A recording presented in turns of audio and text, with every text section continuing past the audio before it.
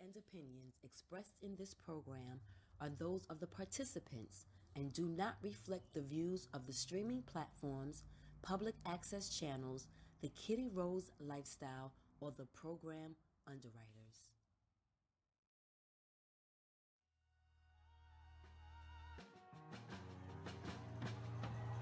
Tim's on my feet, stomping out the negativity. Everybody not a friend of me. Spread the love, still I move deliberately. Bully face on, but the smile be heavenly. Brooklyn girls, so they love the energy. Love sincerity, so I take the liberty to take them on a journey lyrically. Through hallways and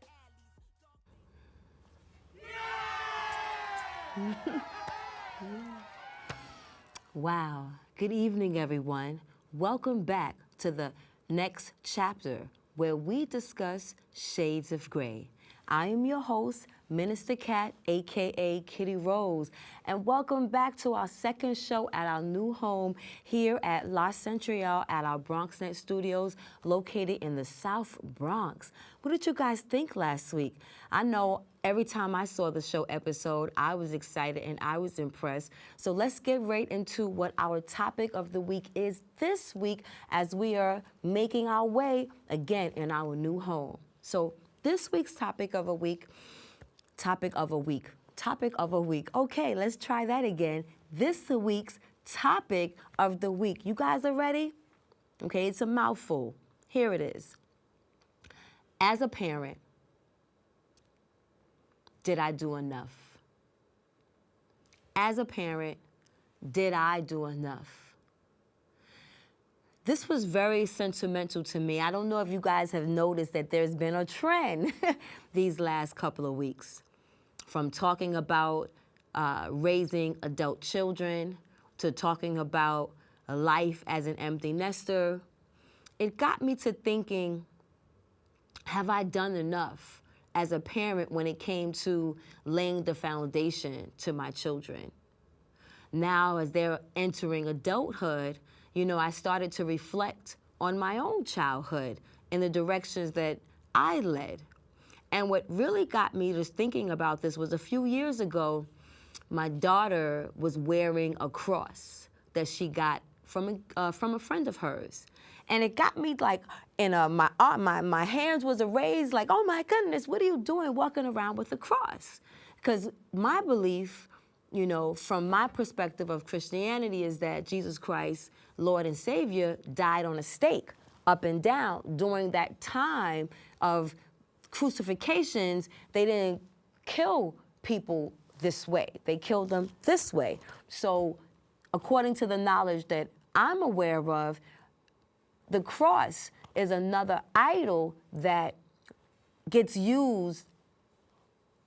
This is a touchy subject, gets used to manipulate because no one gives worship or reverence to a cross thinking that they're doing something wrong. So, i.e., when my daughter was given this gift, no way, with everything I've taught her up until then, did she think she was doing something wrong, because in our reverence to Christ being our Lord and Savior, that is our connection. And then not only is that our connection, but when it comes to, I don't want to say the Trinity, but the acknowledgement of God, the Holy Spirit, and Christ, those 3 points is sometimes what we use as reference. Again, not understanding the significance and the blur when it comes to worship and what and how we worship or give reverence. So in this technical explanation that I thought I gave my children growing up, I was bothered by her wearing a cross. But then the other part was her acknowledgement and reverence to Christ. And that was something, obviously, that I helped to instill, that love for Christ. So that's important. So when I started to reflect and think about my own childhood, I started to think about, you know, I was raised in a very interesting, strict household. Even though I did some things and did some things my mother didn't know about, they were so far in between. for the most part, we went to school, we had our aftercare programs, and we came home. But I was raised really, what folks might say, the church. I was really raised in the Kingdom Hall. We had 5 meetings, 3 meetings a week. And then in between our meetings was study.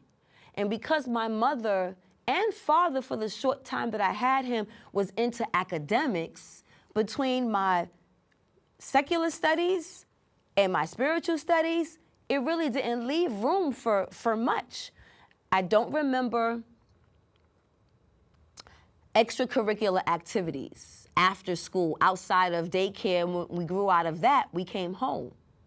I don't remember, my mother was active with us growing up, but my mother was active more with the things that she wanted to do, like play paddleball and take us to the park. But do I remember picnics? Do I remember throwing the ball at Central Park? I don't have those types of memories. I have a very rigid memory up until the age of 15 of school, family, Kingdom Hall, preaching. And I say all that to say that I am grateful that I had a foundation of Christianity, of Christ, of Jehovah in my life.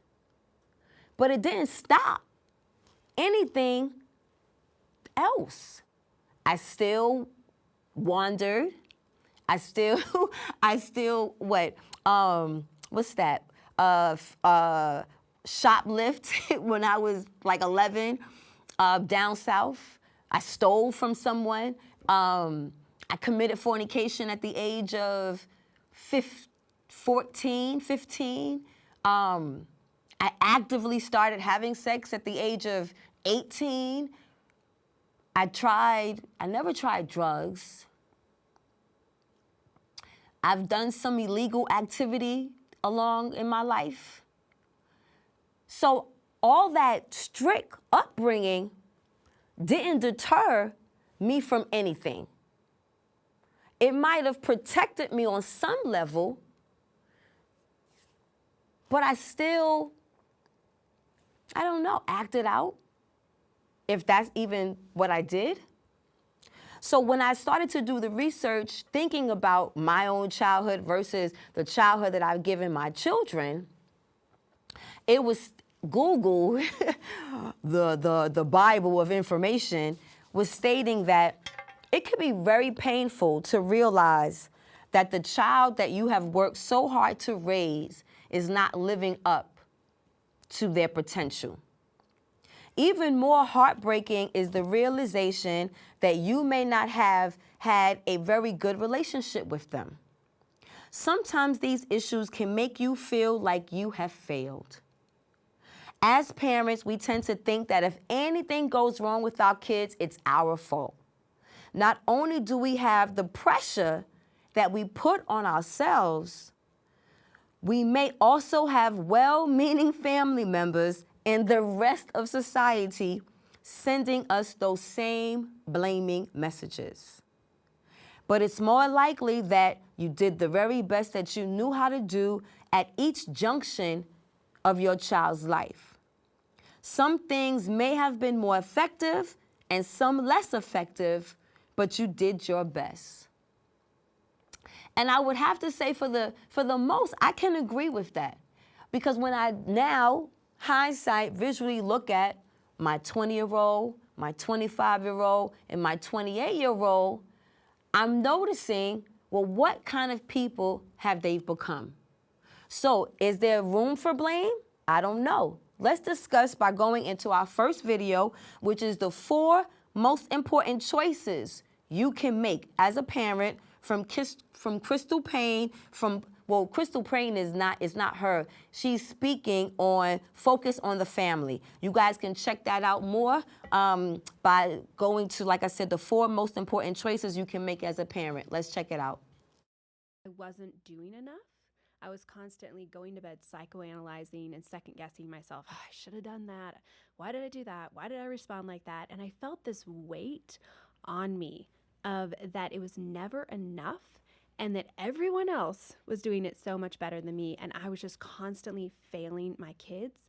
And it was also that weight of my reputation. I cared so much what other people thought of me as a parent. Yeah. And it just was constant exhaustion and stress. There was a moment where this kind of became the moment of awareness. I think you were dropping one of your children off at school and something went down that got your attention. What happened? Yes. So it was about 4 years ago, and our kids were going to this little Christian school, and my husband was dropping the three of them off. And the principal met him and said, I need to meet with you and your wife and a specific child after school. And he came home and he told me this, and he's like, this is not good. Like, we just both felt like we don't know what this is about, Right. but something really bad is about Ominous. to go down. And we were just kind of trying to think through everything that had happened the last week, and we couldn't come up with what could this be. And the principal tells us that our child had done something that had broken the school's code of conduct and was very serious, and that swift action needed to be taken. And we were just really blindsided by the whole thing because it had just happened the day before. We thought everything was fine. Like, we had never, the day before, it was just a normal day. And our child had really hidden this from us, and then wasn't even willing to, in the principal's office, admit that they had done that. And it took a long time for our child to actually say, no, I did that. And so then we spent the next few weeks really meeting with families and unpacking and trying to figure out, what is going on? How did we miss this? Right. And finding out that there was so much more than just this one incident. And that's really hard as a parent to feel like you've completely missed something that your child was really struggling with and had been struggling with for months. In fact, we found out that a lot of the other parents had been talking, a lot of them had gone to the principal, and that they had even labeled our child a bully, and we were clueless.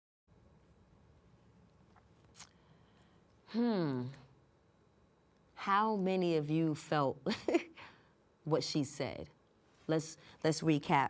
She talked about feelings of never feeling enough. She talked about feelings of thinking about your reputation more than maybe what's actually going on at home. Not knowing, thinking we know everything. I felt that one. Even when you're an involved parent, she wasn't a parent, two-parent household. She wasn't a parent that wasn't questioning or being aware of what she thought was going on in her household. But after further, I won't even say investigation, just more conversation where the child admitted eventually, yes, I'm actively involved in X, Y, and Z.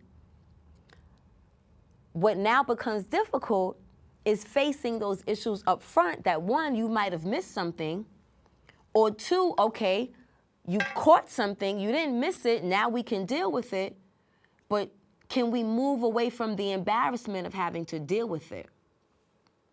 I know as a parent, I've definitely have had situations where I thought I knew what was going on, two in particular. So growing up, my middle son, and this is another reason why this is a sensitive topic, because my children have asked not to be used anymore when it comes to discussing topics that face us as a society.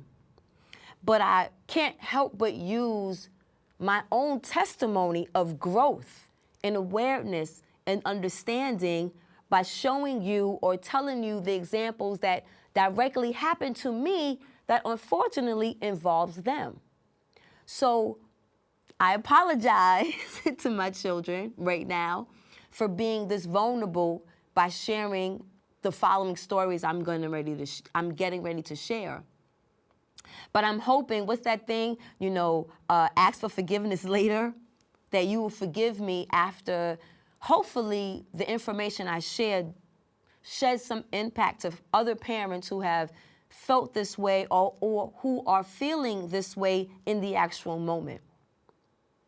So I remember when my middle son was in his freshman year in high school, and freshman year in high school is challenging and exciting because they're no longer like these little people anymore. Middle school is preparing them now for this middle phase of young adulthood.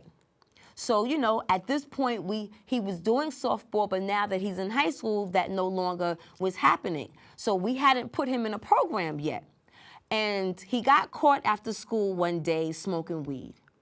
Now, when we found out that he was smoking weed right away, we were like, okay, he has too much time on his hands after school, let's do something other than having him have this free time. So collectively, we decided to put him in wrestling. So now he's more of an athlete because he did softball. Now he's doing wrestling. Those issues are now off the table because now he's actively involved in something that he has to stay health conscious about.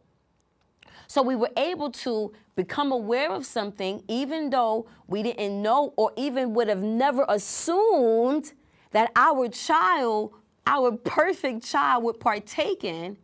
But once finding out that he was involved in something, instead of feeling ashamed, oh my God, or in denial, no, not our son, we found a solution and took care of it.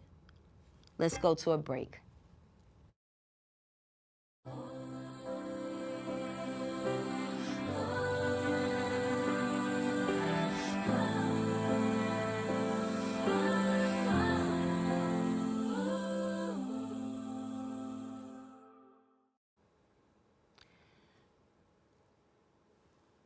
So that was one situation, and I said I had a second one for you. But I think that was the issue that I wanted to really like bring to home, is that sometimes we, like I said, could really think that we are these involved parents. Oh, I know what I wanted to say to you guys. So yeah, you could think that you're in this involved parent, and for the most part, you can be.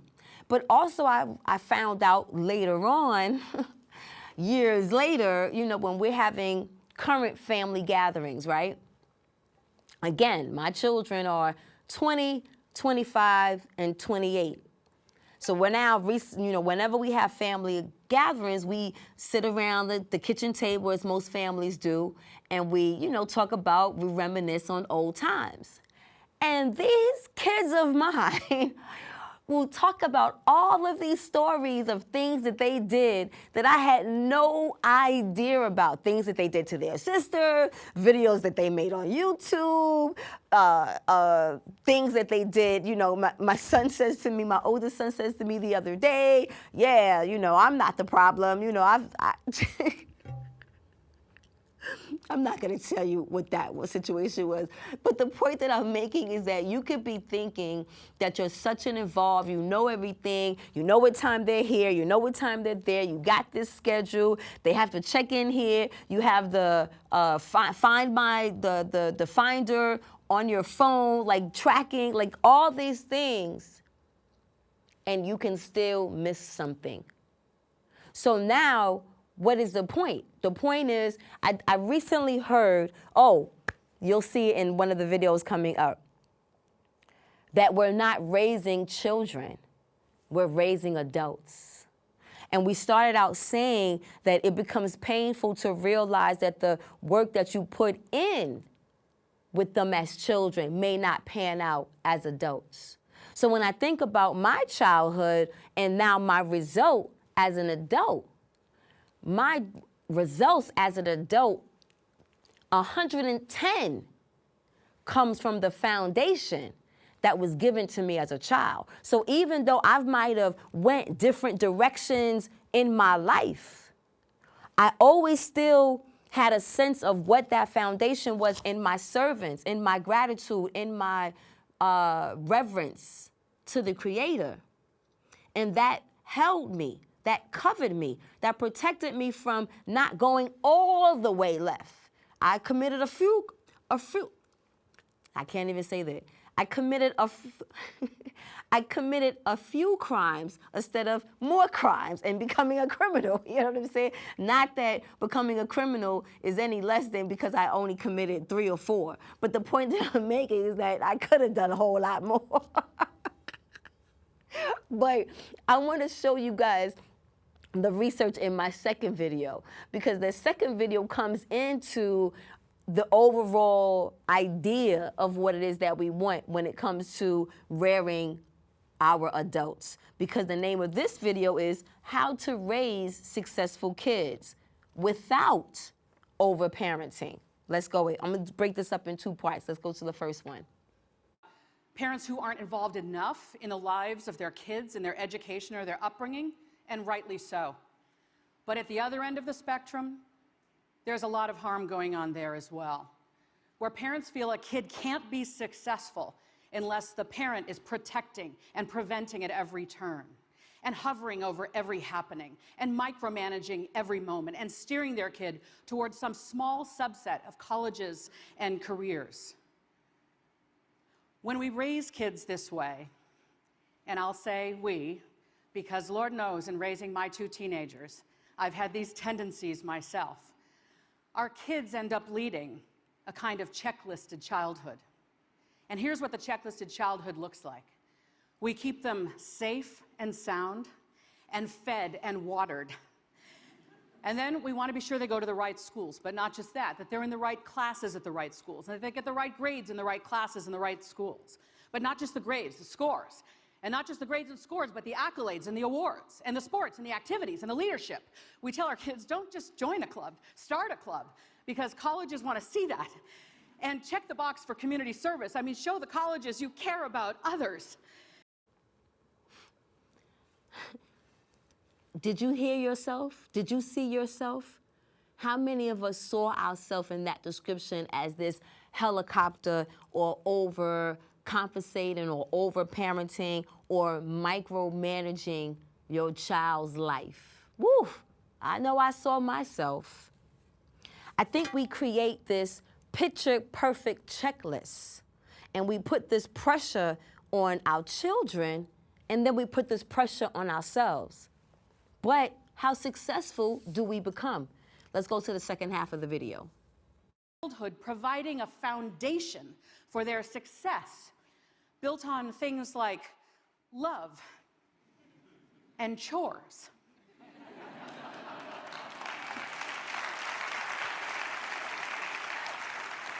Did I just say chores? Did I just say chores? I really did. But really, here's why. The longest longitudinal study of humans ever conducted is called the Harvard Grant Study. It found that professional success in life, which is what we want for our kids, that professional success in life comes from having done chores as a kid. And the earlier you started, the better. That a roll up your sleeves and pitch in mindset, a mindset that says, there's some unpleasant work, someone's got to do it, it might as well be me. A mindset that says, I will contribute my effort to the betterment of the whole, that's what gets you ahead in the workplace. Now, we all know this. You know this.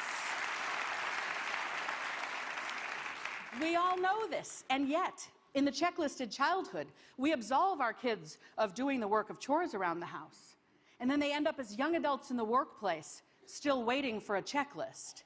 But it doesn't exist. And more importantly, lacking the impulse, the instinct to roll up their sleeves and pitch in and look around and wonder, how can I be useful to my colleagues? How can I anticipate a few steps ahead to what my boss might need? A second very important finding from the Harvard Grant Study said that happiness in life comes from love. Not love of work, love of humans. Our spouse, our partner, our friends, our family. So childhood needs to teach our kids how to love, and they can't love others if they don't first love themselves, and they won't love themselves if we can't offer them unconditional love. Yes, I agree. I agree. I agree. I agree.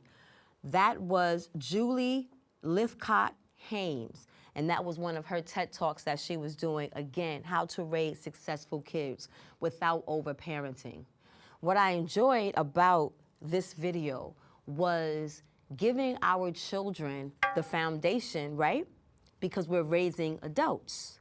So preparing them for chores. So we have this image of what we want to prepare them for, right? So we have like the catch-22. We're teaching our children almost this entitlement that All you got to do is work hard. All you got to do is study. All you got to do is work hard. All you got to do is study. All you got to do is work hard. All you got to do is study.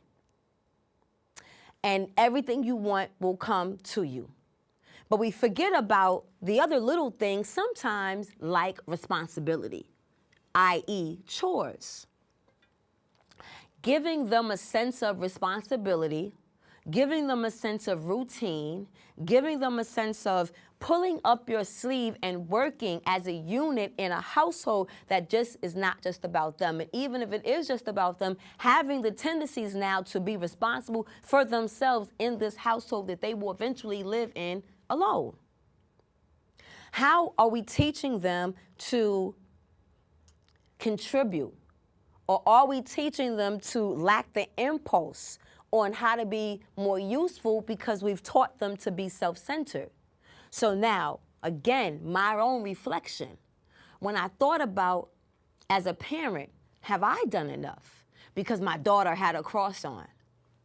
But now when I have a conversation with her and I hear how enlightened she is, especially in this particular point in her life where she's finishing up her last year in college, and her brothers are encouraging her that you're working too hard, you should just enjoy, you should party, you do this, and she's very tunnel vision and very focused of, no, this is what I'm gonna do and how I'm gonna do it and why I'm gonna do it, but very clear at 20.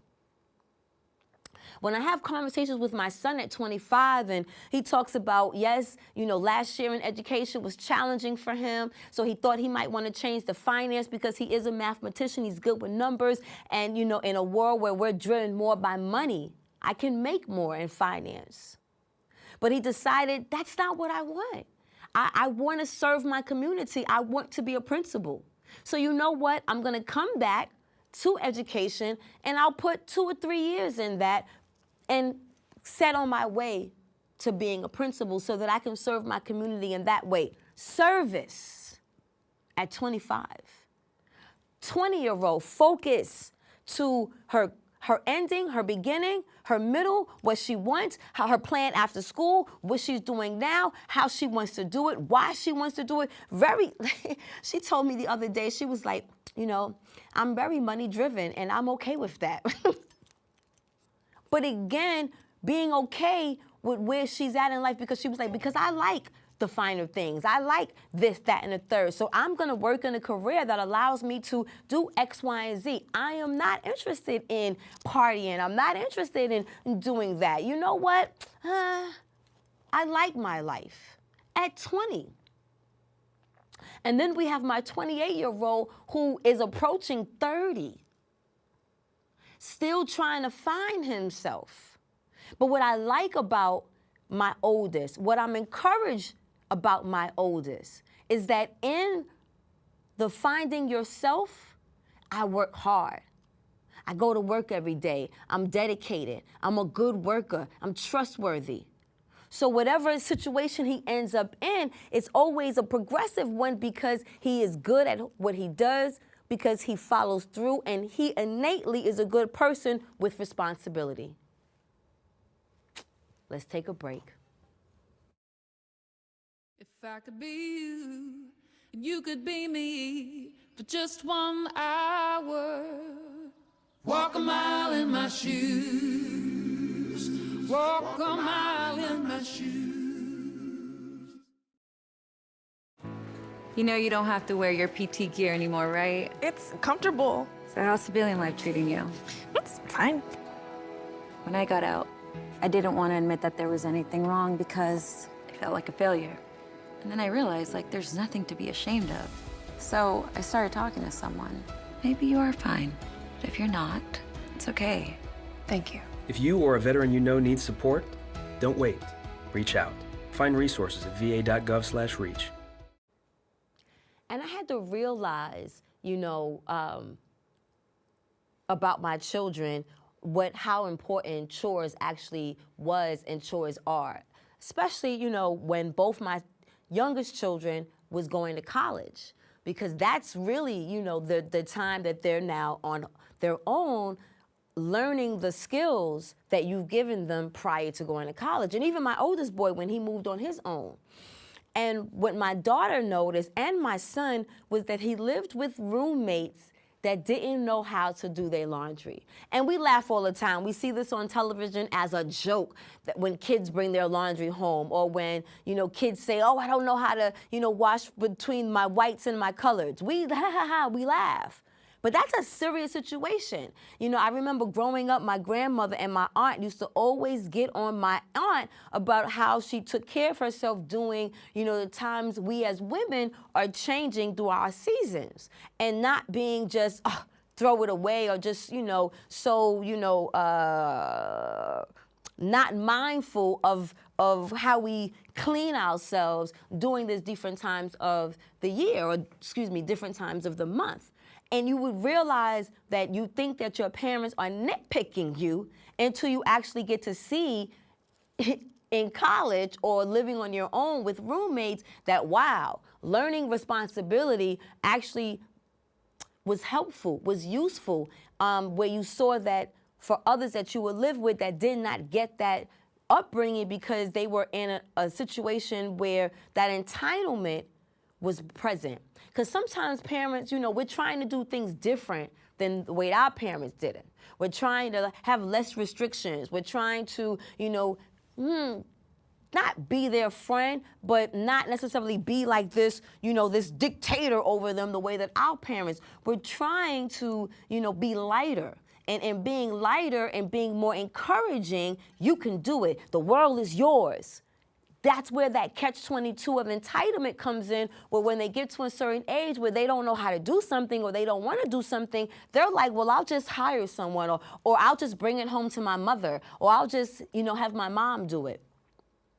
And we end up paying the cost, and they end up paying the cost. Does that make sense? So this last video kind of wraps up what I was thinking, or how I was learning to adapt, or even be okay with what I've done up until now, because parenting has not stopped. But what up until now I've done as a parent so far. This last video is Michelle Obama, and she is talking about parenting, partnerships, and turning your rage into change. Check it out.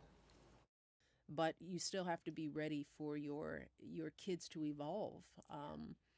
Who they are at 4 and 7 is not what they need from you is very different from what they need from you as teenagers, and then again as young women. But if you've laid a foundation of trust and honesty, every stage I found is wonderful. It's full. It's exciting. I don't miss any stage. I loved every stage of parenting my girls, but I wouldn't go back to any of the stages. I don't long for the time when they were babies. I love that time.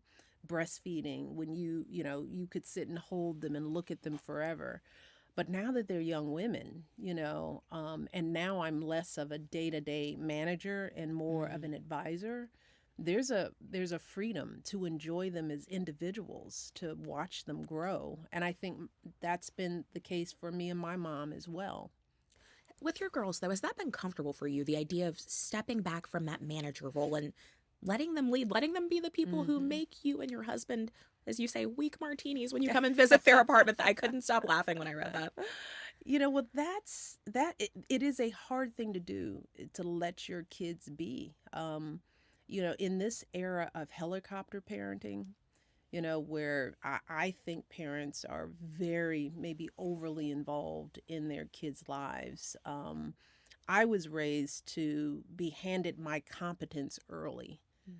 My mother raised her, as I write in the book, she says her job is to put herself out of a job early.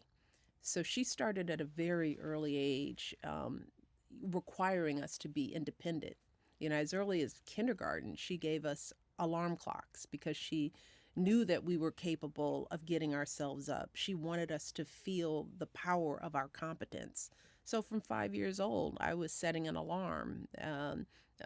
Soon thereafter, I was walking to school by myself. And what that does for a kid when your parent trusts you, it encourages you. It tells you that if my mom thinks I can do this, then I must be capable.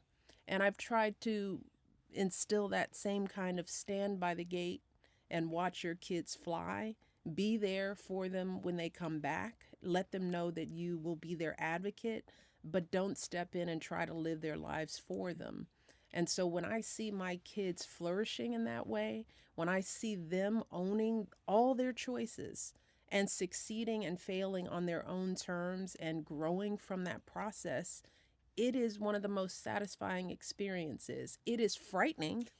It is frightening to watch your children walk into a brick wall, but that's what growth is. And, and too many parents try to stop that process. But that's the quickest way for them to learn from owning their mistakes and owning their victories at the same time. Don't we just love Michelle? She's always going to be our first lady. She is just, I think what I love about Michelle is there's like a calmness in her delivery. And that's what helps us when it comes to messaging. You know, we all can say the same stuff, but our delivery, our tone in which we deliver the message is how it carries through to the person who's listening. So, thank you, Michelle. What did you think about the wisdom that she gave? I know that I was encouraged. I don't necessarily agree with everything that her mother did with her and her brother growing up. I remember the first time at, I think at 11, I let Isaiah go to school by himself on the train. Oh my goodness. No, not even on the train. I had put him in a cab and thought I lost my child. It was, it was not, I don't know if we can recommend that here in these New York City streets. However, I do understand the response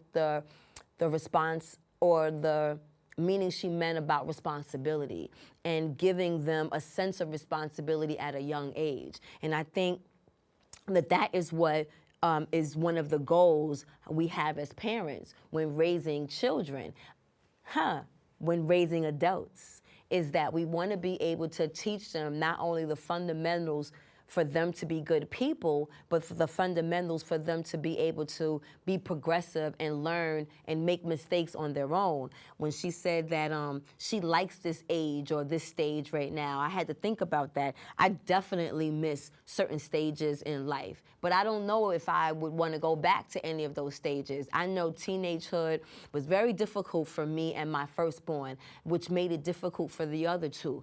Even though we all made it through, I think that we're in such a great place now, definitely because of the hardship along the way, but also the blessings that we learned through those hardships in regards to understanding and patience, you know? I love how she says that now she's an advisor and the freedom that comes with watching and enjoying her children be adults and stepping back and letting her kids be, not being this helicopter parent. And remember, we discussed that a few weeks back when Cornell was with us about possibly putting the phone on mute so that sometimes we could just hold back even from input, just being a listening or a sounding board to our adult children. I want to go into this further, but before we do, let's go to a break.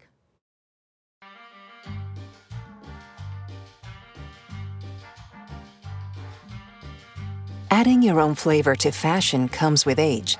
Okay, Dad, look at you. Yeah, welcome. Hi. Forgetting how to add doesn't. Finding it difficult to work with numbers may be a sign of Alzheimer's. Dad, are you okay? An early diagnosis can help improve the quality of life for your loved one. Learn the warning signs of Alzheimer's. Some things come with age, some others don't. I tell my son, I love you every single day. Now, my dad has never said that to me. Not because he doesn't love me, but because culturally it wasn't comfortable for him. Now that he's a grandfather, he says, I love you to my son every time he sees him. My advice to all the fathers out there, forget the cultural restrictions. They grow up way too fast for you to waste even a single precious moment. So when I think about the different stages, again, yes, I am grateful for the different stages that we were able to get through.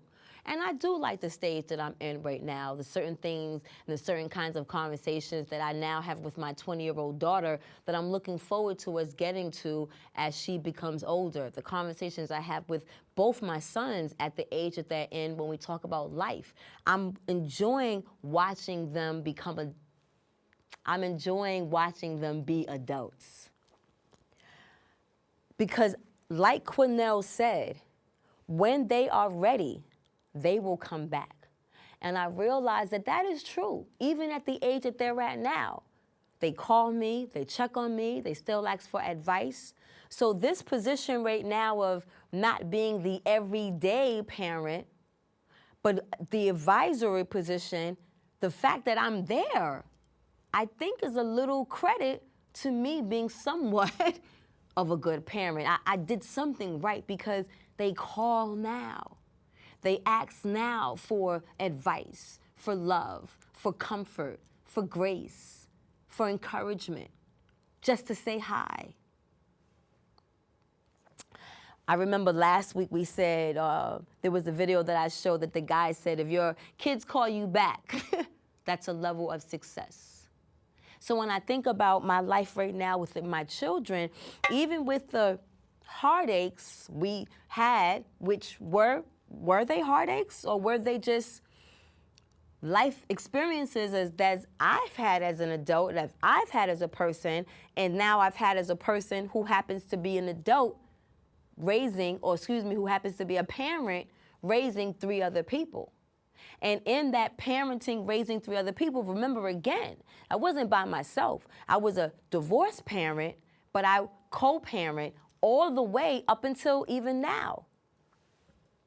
So that is also a benefit and sometimes a catch-22. Because sometimes we all think that co-parenting, that's the best, that's the greatest. And I think for the most part, ideally it is. But when you have 2 different households or even 2 different ways of believing or feeling about things, even within the same household, I'm going to tell you a secret. I know a couple of parents who wish they were single parents. I know a couple of parents that once one of their parents made the transition, that they had a level of ease when it came to now raising their adult children. Because sometimes that can actually be what's difficult when it comes to raising our children, the other parent. So when you can get through the other parent in the same household or a separate household and look at, again, the end result, or maybe not the end result, or the one of the ending results of the next stage of another stage that they're going to complete, because we've done our job in the foundation of their adolescent years. My mother did her job for my adolescent years. Since I was out of my household at the age of 15, the rest of my life was on me. Yes, I had a year with my grandmother. Yes, I had a village of angels, elders, shepherds around me growing up that helped, instructed me, helped guide me, helped encourage me along the way. Because I think, it's funny, I think when God knows that you're missing in one area, he fills that void in others. So I think because I did not have that parental advice for the rest of my life from either one of my parents, he gave me these angels along the way as my guides, as these parental figures along the way in my life, which again made me do differently when it came to the raising of my children. And I think that even though my foundation, I'm grateful for those 15 years of strict, not so strict, being aware, not being aware, not having me involved in X, Y, and Z, whatever was done for the best of her ability, for what she knew at the time, for what she was given. I'm grateful. Because even if what it did was teach me the opposite, it still gave me a different perspective when raising my children. Now, what is my mother's or my parents' end result to their children? 1 out of 3 ain't bad. No, my brothers are decent people as well. And that was without the helicopter parents. But again, we still have somewhat of a foundation that was given to us. Me and my brothers are only 3 years apart. Me and my middle brother are a year apart. Me and my younger brother are 3 years apart. So whatever foundation I was given, they was given because we were right then and there. And when I left the house at 15, they left the house maybe 2 or 3 years, 2 years really soon after that. So again, for the majority of that small pocket of life, the foundation that they were given, the foundation I was given, they was given. And I believe even with the things that they went through in life, that their foundation still kept them covered to the adults that they are now.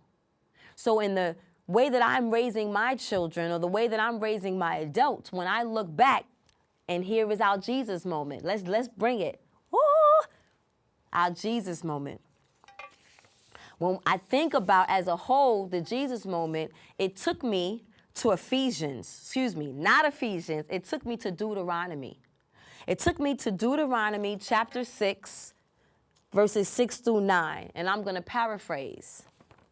That these commandments that I give you today are to be on your hearts. Impress them on your children. Talk about them when you sit at home and when you walk along the road, when you lay down and when you get up. Tie them as symbols on your hands and bind them on your foreheads. Write them on the doorframes of your house and on your gates. And where I thought I failed was because I didn't take my kids to the Kingdom Hall every week. Because I didn't take my kids to church every week. Because I allowed my children to partake in Christmas and Thanksgiving. And that's pretty much it, that they do with their father and that they do with me. So I felt that because I lacked in those things, that I didn't do enough. That I didn't give them enough spiritually. Because I didn't give them the routine and the regiment that I had growing up. But the routine and the regimen I had growing up didn't guarantee anything for me. So the routine and regimen that I did not give my children still allowed them to be good and wholesome people. Because I spoke about the love of God, the love of Jehovah all day, every day. I talked about being righteous. I talked about the sacrifice that Christ made in giving up his life and what that gave us in the hope of the resurrection and living in paradise. I talked to them and I shared scriptures with them and I gave them opportunity to make the choice of Bible study. After each one of them went through their rites of passage, which is also a spiritual pilgrimage, my daughter decided to get baptized.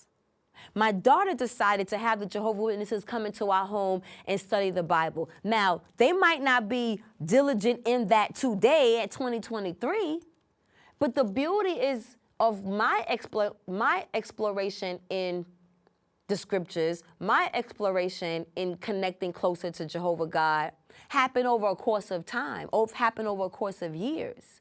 I might have become closer to serving Jehovah now in my life. I remember in the movie Ali, right? Will Smith is depicting Ali. And there's a scene in the movie where Ali is in Africa and he has this woman that he's talking to and he says that Islam found him too young.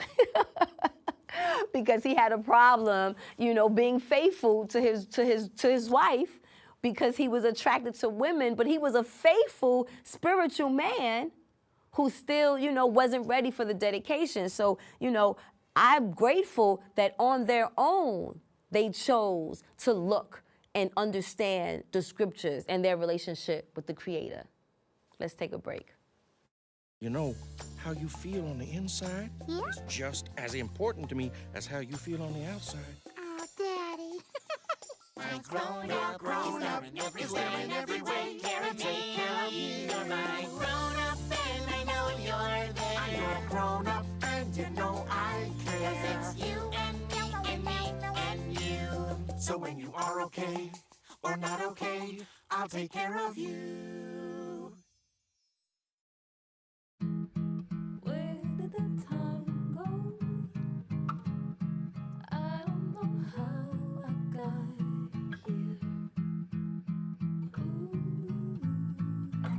done the hard part. You quit smoking. Now do the easy part and get scanned for lung cancer. If you smoked, you may still be at risk, but early detection could save your life. Talk to your doctor and learn more at savedbythescan.org. Hey everyone. Before we go to our next segment, I just wanted to finish one thought in the Jesus moment that I wanted you to really get at home.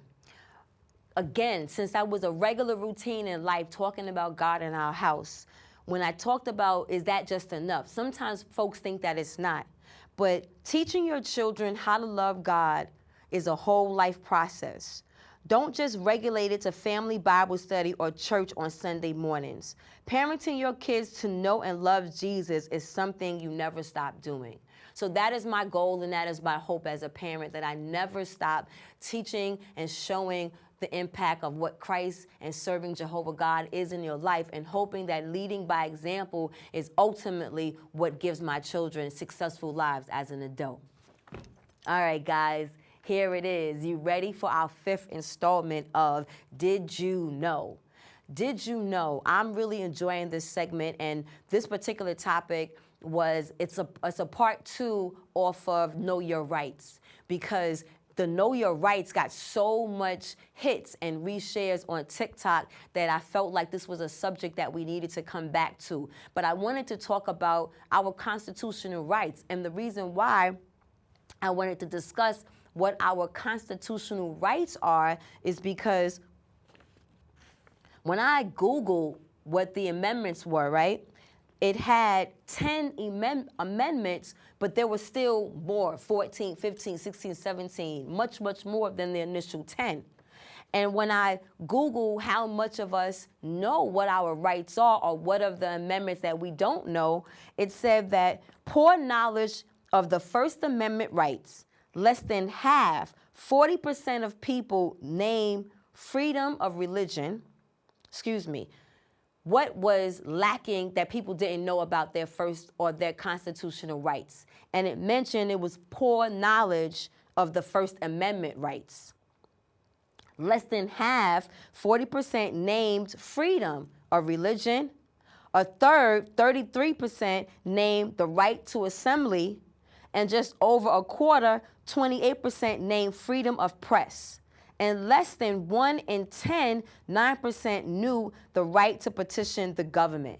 So even though we have 10 listed as prime, there are so much more that we should really take the time to Google, take the time to go to the library, take the time to research to see how they impact our day-to-day life. So I'm just gonna kind of briefly go through 10 of them.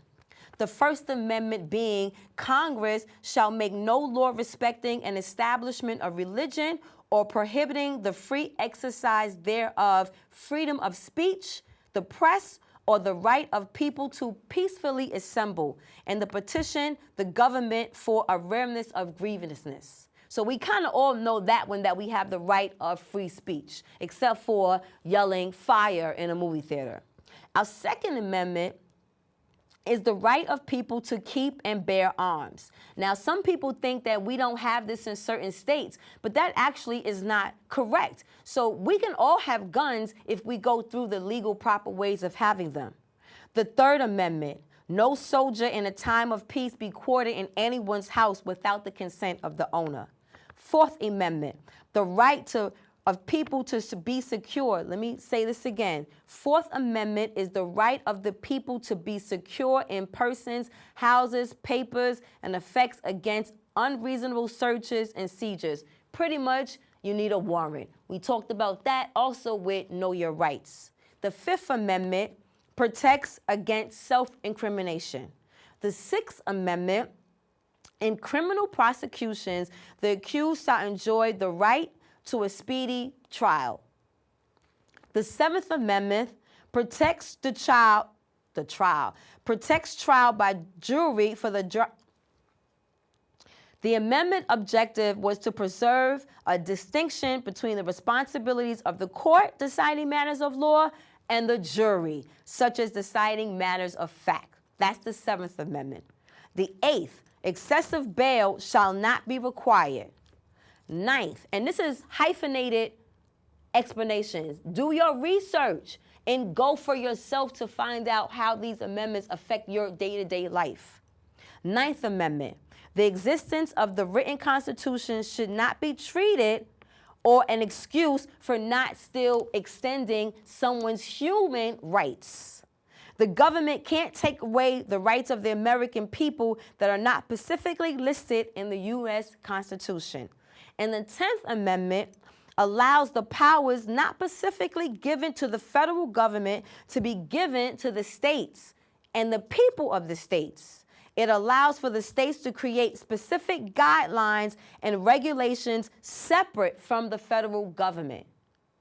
Now, if you're not understanding all the details to those explanations, again, I advise you to go and do the research for yourself. Find out why these rights are important for you to know, again, in your day-to-day living here in the United States of America. So that's it, everyone. We finished another episode of our show. Woo! That was awesome. I had a good time. This is the part of the show that I need all of you to, do what? What do I need you guys to do? Follow, like, and share. Follow, like, and share. And on that note, I appreciate you. Go to the Facebook group page to see the behind scenes, ask your inbox questions, see what we're discussing when we are, setting up our shots to bring you our weekly program, and just overall kind of just to peep and see what's going on in the next chapter of my life, as well as the community that I share with you via Facebook. Follow me on YouTube and follow me on Instagram. I appreciate all of you guys. Before we go, I just, like I said, want to take one time to say that this journey I'm on definitely seems like a personal one.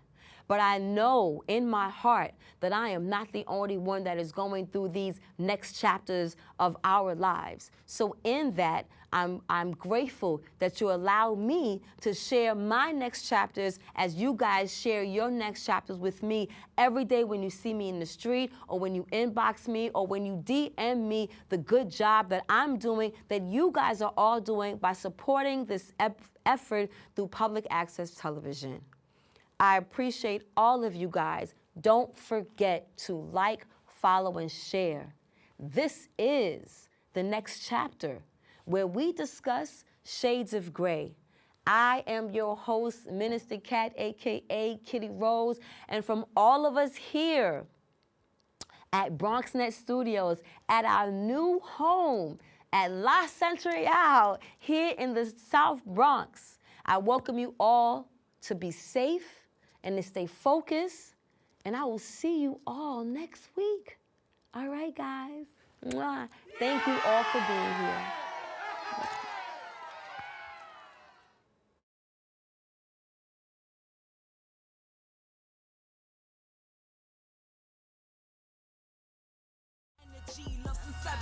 So I take the liberty to take them on a journey lyrically.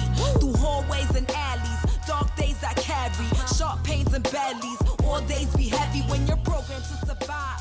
Legendary ciphers get the MCs and the jobs. The city never sleeps, slept from 1 to 5. When COVID hit the